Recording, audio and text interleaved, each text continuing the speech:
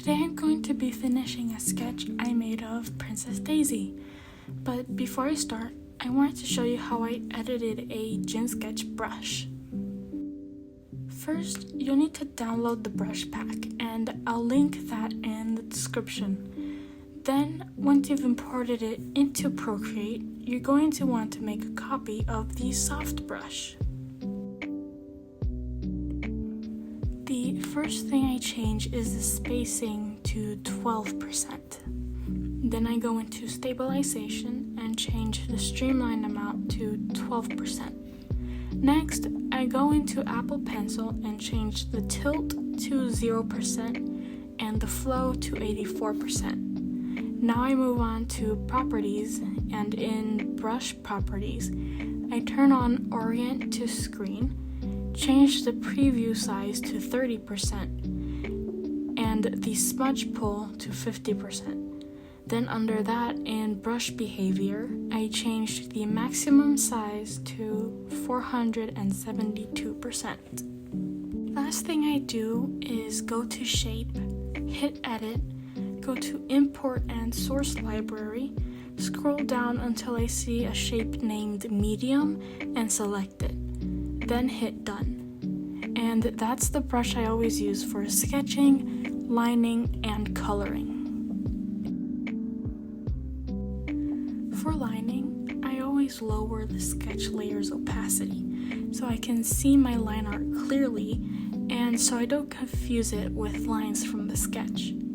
And I'm also trying to practice line weight more because I know it can make my drawings look more interesting.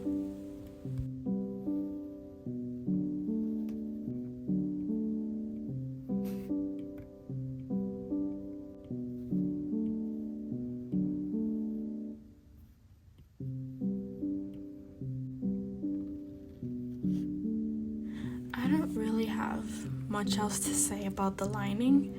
I simply clean up the sketch a little, but not too much, to the point where it looks too clean, if that makes sense.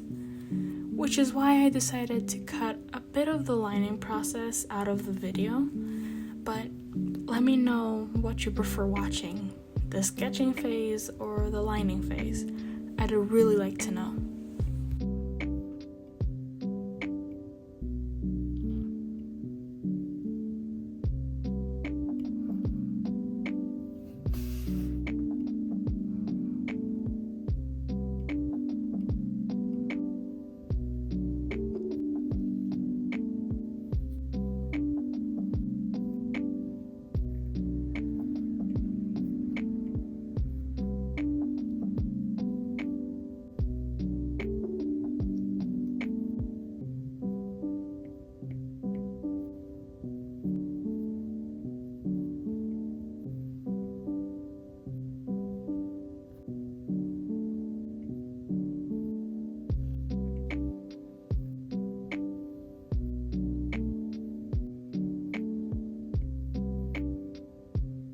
For coloring, I always choose some light base colors to then shade over.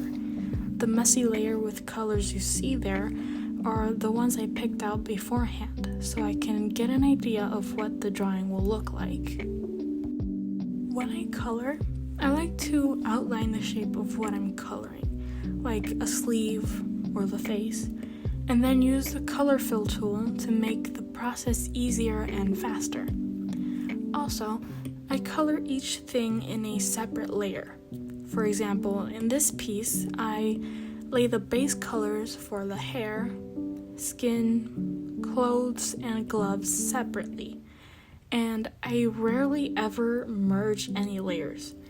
It's mostly because if I don't like how one thing looks, but I like something else I did, I can easily delete one layer and not worry about the other detail I liked because I did it separately. Another thing is, if I were to shade the dress and the gloves in the same layer, and I wanted to change the gloves shading layer to multiply or lower its opacity, I would end up affecting the dress as well, and I don't really want that happening, which is why most of the time I end up with more than 50 layers.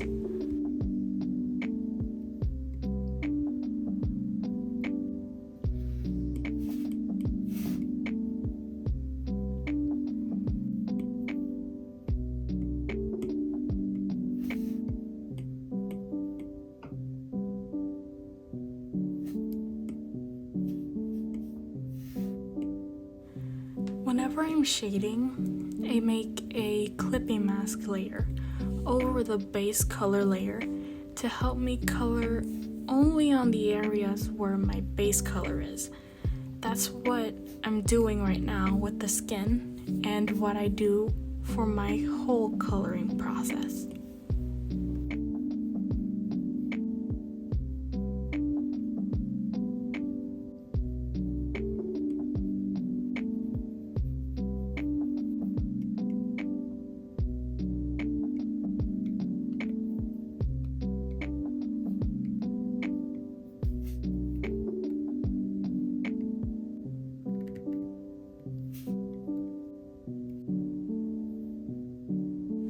For shading the dress, I used a slightly darker orange so that the dress looks vibrant.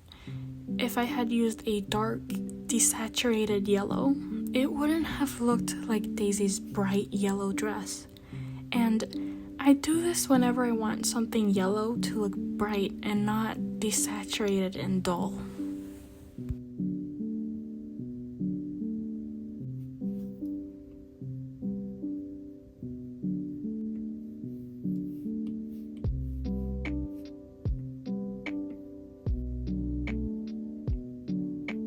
For the brush I use to shade the hair, I make a copy of the brush I just showed you how to edit, and then go into its settings to change its taper. I move both sides of the slider to the middle, then change the size to max, opacity to 62%, pressure to 51%, and the tip to 42%. Then scroll down and change the touch taper size to 1%, although I don't really know if it matters. And there you have both of the gin sketch brushes I edited and almost always use in my drawings.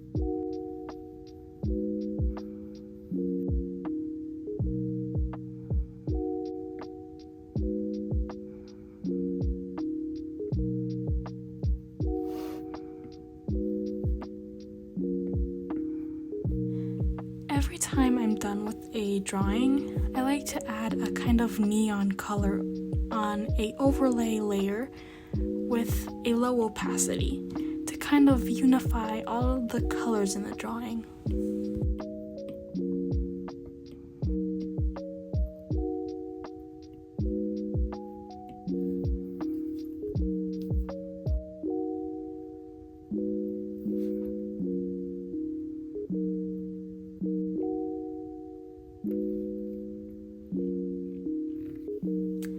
I hope you found this video helpful, and if you did, I would really appreciate it if you could like this video and subscribe to my channel if you haven't already.